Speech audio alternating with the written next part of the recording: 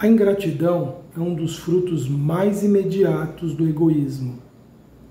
Revolta sempre os corações honestos, mas a dos filhos para com os pais apresenta caráter ainda mais odioso. É especialmente desse ponto de vista que a vamos considerar, para analisar suas causas e seus efeitos. Nesse ponto, como em todos os outros, o Espiritismo projeta a luz sobre um dos grandes problemas do coração humano. Olá, amigos do canal Espiritualidade. Este trecho que vocês ouviram agora no início do nosso vídeo é de uma comunicação do Espírito Santo Agostinho, dada em Paris em 1862. É a única instrução desse capítulo 14, Honrai vosso pai e vossa mãe. Nessa comunicação, Santo Agostinho apresenta a explicação do porquê a ingratidão muitas vezes se manifesta por parte dos filhos em relação ao cuidado que os pais tiveram com eles. É óbvio que a gente nunca pode esquecer que muitos dos nossos erros aqui na presente encarnação, como pais, justificam muitas vezes os filhos terem essas características que Santo Agostinho descreve aqui e que logo mais nós vamos falar. Muitas vezes, no cumprimento dessa tarefa de pais, nós cometemos uma série de erros, uma série de equívocos, permitimos que padrões equivocados, errados de educação que nós recebemos dos nossos pais se reproduzam através da nossa ação, através da nossa função de pais, e criamos nos filhos as indisposições. Mas existem aqueles casos dos pais que fizeram o seu melhor, que tiveram ali o melhor modelo de educação, conseguiram ser justos, íntegros, conseguiram ali desempenhar bem o seu papel e ainda assim encontram por parte dos filhos a ingratidão. Isso se explica naturalmente pelas imperfeições que todos nós somos portadores. Todos nós, em algum momento da nossa existência, fomos ingratos com alguém. E muito provavelmente nesta mesma vida nós possivelmente fomos ingratos com os nossos pais, quando nós os julgamos e os avaliamos dentro da nossa perspectiva e não da deles, na época em que eles nos educaram, em que eles nos, entre aspas, criaram. Muitas vezes a gente não entende que certas condutas, certos padrões eram o que era o comum naquela época. E hoje nós observamos, muitas vezes, pais tendo condutas e nós somos capazes de reprovar, identificando que há erro naquilo. Quando os pais, por exemplo, são muito permissivos ou são excessivamente rígidos e totalmente tolhedores dos seus filhos. Mas, independente de todas essas variações, existe aqui isso que Santo Agostinho traz nessa comunicação, que é o que ele explica sobre o porquê filhos muitas vezes têm aversões contra os pais e que são injustificáveis do ponto de vista aqui desta vida. E isso reside naturalmente nas relações passadas, vividas em outras vidas, e é o que ele apresenta aqui de uma forma bem extensa, mostrando que muitos espíritos em vidas passadas que foram inimigos, que foram adversários, muitas vezes eles, chegando no mundo espiritual, tiveram as boas resoluções após os seus períodos de dor, de sofrimento, e desejaram reparar ou recomeçar aquela vivência, e optaram por se tornar filhos daqueles que foram seus inimigos, que foram seus adversários. E muitas vezes esses espíritos, apesar de estarem com esse propósito, desejarem essa mudança nesse relacionamento, muitas vezes eles vão sucumbir. Santo Agostinho traz uma das partes aqui, é muito interessante que depois seja feita a leitura na íntegra dessa instrução de Santo Agostinho, em que ele diz assim, que dependerá da sua maior ou menor persistência nas boas resoluções que tomou. E é daí que podem ou não surgir os conflitos. Há filhos que muitas vezes até têm esse antagonismo em relação aos pais, mas são espíritos que muitas vezes conservam aquele aprendizado que trouxeram na espiritualidade. Assim como pais que identificam em si, que muitas vezes têm algum antagonismo em relação ao filho, rejeita o filho por alguma coisa que não tem explicação na vida presente, porque a gente sempre deve levar em conta isso. Às vezes a gente rejeita nos nossos filhos aquilo que nós fomos na presente vida, e não é necessariamente de uma relação passada. Ou nós rejeitamos neles muitas vezes coisas que nós temos preconceito e não somos capazes de entender que eles não são dotados dos mesmos preconceitos. Por isso que nós nunca podemos julgá-los pelos padrões únicos da educação que nós tivemos, porque se estamos evoluindo, as nossas ações também estão evoluindo. Então a nossa compreensão, o nosso entendimento, saber o que é correto ou não, muda ao longo das encarnações. E é natural que o nosso modelo de educação também tenha que passar por mudanças, não necessariamente tudo que se propõe hoje em dia, como muitas vezes uma educação muito permissiva, muito liberal, em que se deixa os filhos livres para fazerem o que quiserem, mas que há alguma mudança da forma como os nossos pais nos educaram, há. Então nós precisamos nos adaptar, sempre observando o que realmente é necessário, mas nunca negociando com os nossos filhos certos princípios, certas características, como por exemplo o respeito que nos é devido. Outro dia eu observava vários adultos num ambiente público tentando conversar com uma criança muito pequena, aparentava ali ter talvez 4, 5 anos, querendo que a criança explicasse e já induzindo ela a dizer que ela tinha tido talvez algum sentimento, que explicasse por que ela bateu no pai, sendo que o pai estava sendo gentil e carinhoso. E ali as pessoas todas mobilizadas, talvez da família, amigos, não dava para saber exatamente, tentando dialogar com uma criança e que provavelmente não era nem o ambiente adequado e nem era talvez a conduta mais acertada de querer tentar extrair da criança alguma explicação para aquela situação. Era simplesmente algo a ser dito, que aquilo era errado e não podia ser feito. Não poderia se agredir uma pessoa, qualquer que fosse ela, ainda mais os pais. E muitas vezes esses modismos, de querer tentar apenas conversar diante de uma ação equivocada, errada de uma criança, que às vezes é puro instintivo dela, é puramente manifestação da sua agressividade, que é natural em determinadas faixas etárias e mesmo na fase adulta, todos nós temos ainda a agressividade como algo a ser dominado por todos nós. Querer apenas dialogar e tentar extrair uma ideia de uma criança que está ali presa às emoções, demonstra que muitas vezes as pessoas buscam adaptar-se a certos modelos que também não trazem resultados verdadeiros, Mas não nos cabe analisar isso agora exatamente em detalhes, mas a gente entender que muitas vezes por trás dos antagonismos não foi apenas uma falha na nossa educação aqui, e há sempre essas relações do passado. E nós percebemos que sempre haverá algum tipo de conflito. Entre pais e filhos é mais do que natural que haja conflitos. O maior problema é a forma como nós administraremos esses conflitos. Mas Santo Agostinho, então, ele coloca que da parte desse espírito que reencarnou como nossos filhos e que podem ou não manter as suas boas resoluções quando eles têm algo a acertar conosco. E ele diz dessa forma, olha, dependerá da sua maior ou menor persistência nas boas resoluções que tomou. Nós, quando reencarnamos, reencarnamos com propósitos, com objetivos, com missões, com intenções, e vai depender ao longo da vida se nós vamos nos empenhar nessa tarefa ou não. Isso também cabe aos pais. Os pais podem muitas vezes terem assumido a missão da paternidade, da maternidade, mas não mantém isso constante. E é muito comum na história de muitas famílias, pais em grande número e em menor número mães, que abandonaram seus compromissos com os filhos porque as boas resoluções não foram tidas com persistência. E quando nós temos uma tarefa, uma missão, é importante que nós tenhamos em mente isso, a persistência, a ação permanente, a constância.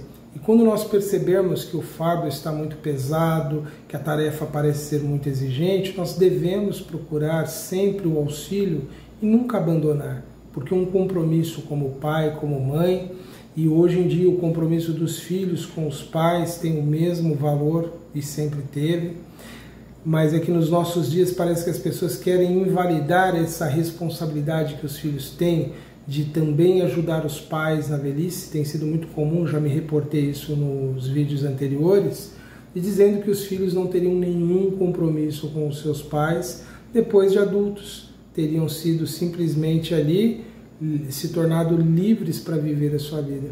Esse é outro grande equívoco, porque quando nós vamos ver a história da humanidade, ela depende dessa solidariedade mútua entre as gerações. Se não houver solidariedade entre as gerações, os princípios da civilidade desaparecem. É isso que nos levaria muitas vezes a justificar: se eu não preciso cuidar dos meus pais, por que eu tenho que cuidar dos meus filhos? Se eu tenho que viver a vida apenas para mim mesmo? Se eu tenho esse pensamento que vale para eu abandonar os meus pais, por que ele é inválido para os filhos? Tanto é que a própria legislação reconhece que é dever dos filhos amparar e cuidar dos pais. Mas voltando a essa temática aqui de Santo Agostinho, ele vai dizer isso então, que é por conta dessa dificuldade em mantermos essas boas resoluções como espíritos que encarnaram com uma missão de juntos acertarmos, de juntos apararmos as arestas do passado, de juntos nós nos harmonizarmos, pode então ali ter essa justificativa em função da desistência da nossa missão. Geralmente, quando a gente diz que desiste de uma pessoa, é a manifestação dessa ideia, né, de que essa boa resolução que nós tomamos antes de reencarnar não foi tida por nós com persistência. E Santo Agostinho, ele fala para os pais diretamente sobre a missão de pais, o quanto ela é importante. Eu destaco aqui o seguinte trecho, que ele diz assim, olha: ó espíritas, compreendei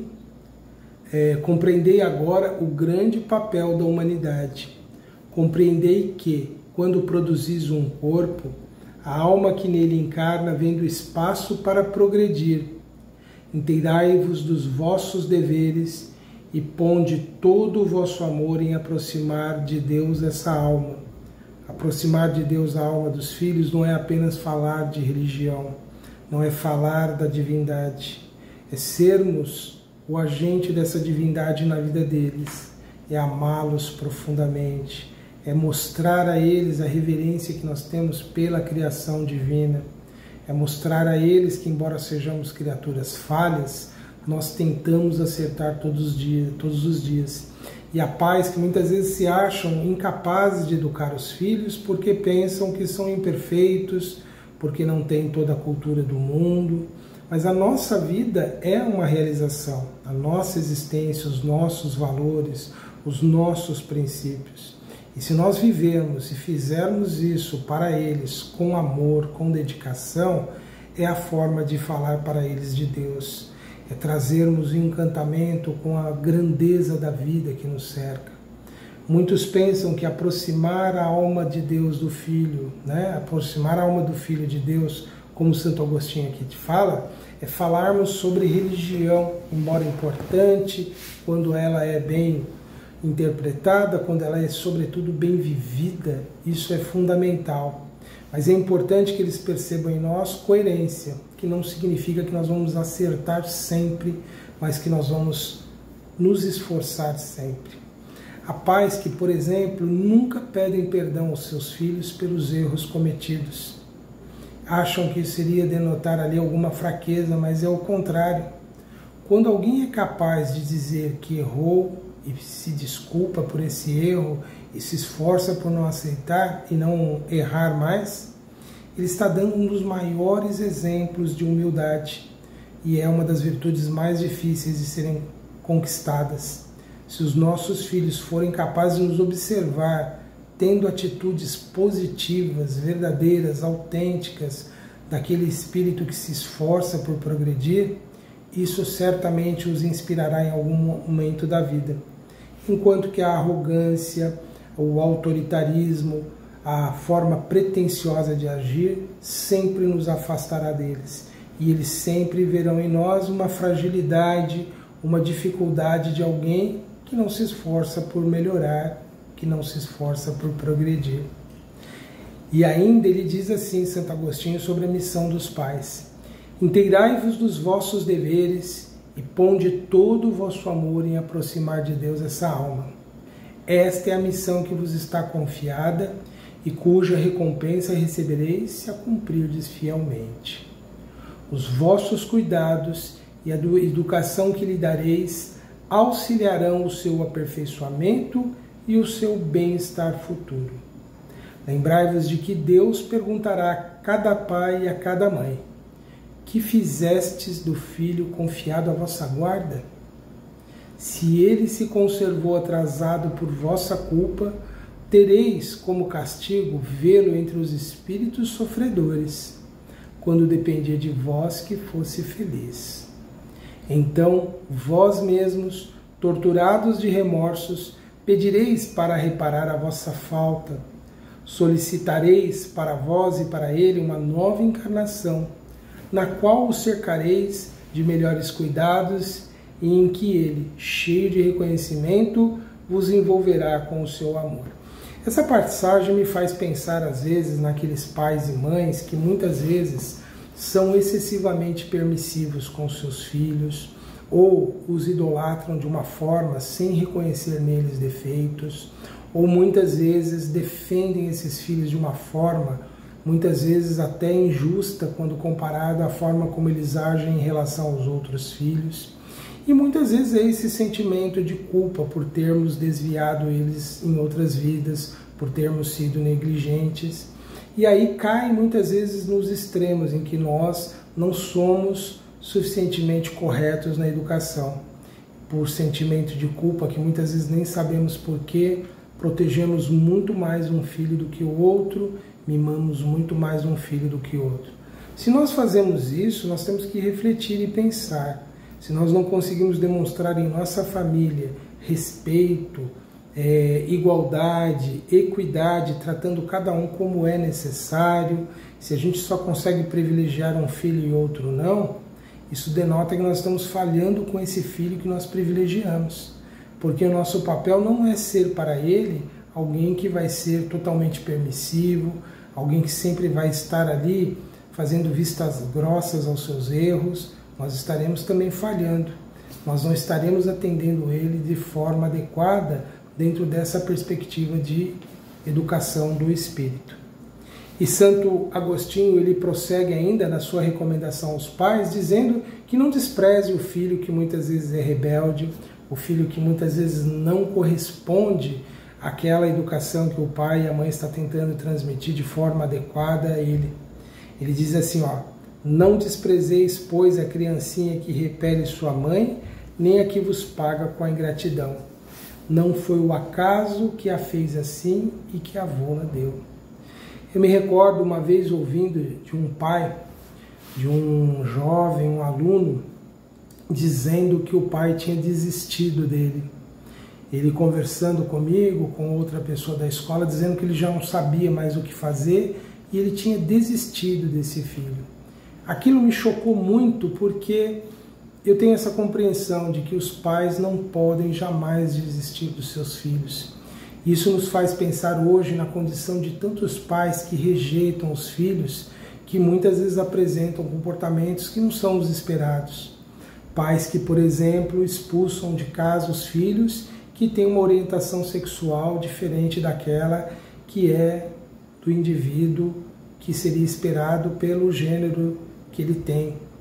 Pais que expulsam os filhos porque os filhos são muitas vezes ali dotados de comportamentos que muitas vezes precisam ser corrigidos. Mas eu fico pensando, se nós que somos capazes e temos a missão de amá-los, se nós não os acolhermos, não os protegermos, no mundo eles encontrarão as pessoas iguais a nós, que temos essa missão, poderão encontrar pessoas muito melhores, muito mais solidárias, mas nós teremos falhado de forma grave nessa função. Por isso que não nos cabe nunca rejeitarmos os nossos filhos, independente dos erros, dos vícios que eles têm. O nosso dever será sempre lutar para que eles entendam o nosso amor e nos tornarmos capazes de dialogar com eles e de sempre acolhê-los. não os protegendo quando eles precisam se tornar responsáveis, não tirando deles os deveres que eles precisam cumprir, mas nunca desabrigando, nunca abandonando, nunca agredindo, nunca ofendendo um filho. Nós, quando ofendemos alguém, nós estamos desrespeitando a própria divindade. E ofender um filho é desrespeitar de forma ainda maior a divindade, a nós mesmos e a nossa sagrada missão. Por isso que nós precisamos estar sempre pensando no que nós fazemos nesse relacionamento com os filhos. E ele diz ainda aqui, Santo Agostinho, sobre isso, de que uma intuição imperfeita do passado se revela, pelo que podeis deduzir que um ou outro já odiou muito, ou foi muito ofendido, que um ou outro veio para perdoar ou para expiar. Mães, abraçai o filhinho que vos dá desgostos e dizei com vós mesmas: um de nós é culpado. Fazei por merecer os gozos divinos que Deus associou à maternidade, ensinando aos vossos filhos que eles estão na terra para se aperfeiçoar, amar e bendizer. Mas, ó, muitas dentre vós, em vez de eliminar pela educação os maus princípios inatos de existências anteriores, alimentam e desenvolvem esses mesmos princípios por uma culposa fraqueza, aquilo que eu falei já anteriormente, ou por descuido, e mais tarde o vosso coração ulcerado, dolorido, cheio de feridas pela ingratidão dos filhos, será para vós, já nesta vida, um começo de expiação. A tarefa não é tão difícil quanto podereis imaginar. Não exige o saber do mundo. Tanto o sábio quanto o ignorante podem desempenhá-la. E o Espiritismo vem facilitar o seu desempenho, dando a conhecer a causa das imperfeições do coração humano. Elas decorrem das imperfeições, decorrem do nosso atraso, decorrem das nossas relações mal estabelecidas, mal vivenciadas nas vidas passadas. Qual é o antídoto do ódio? Qual é o antídoto do ressentimento?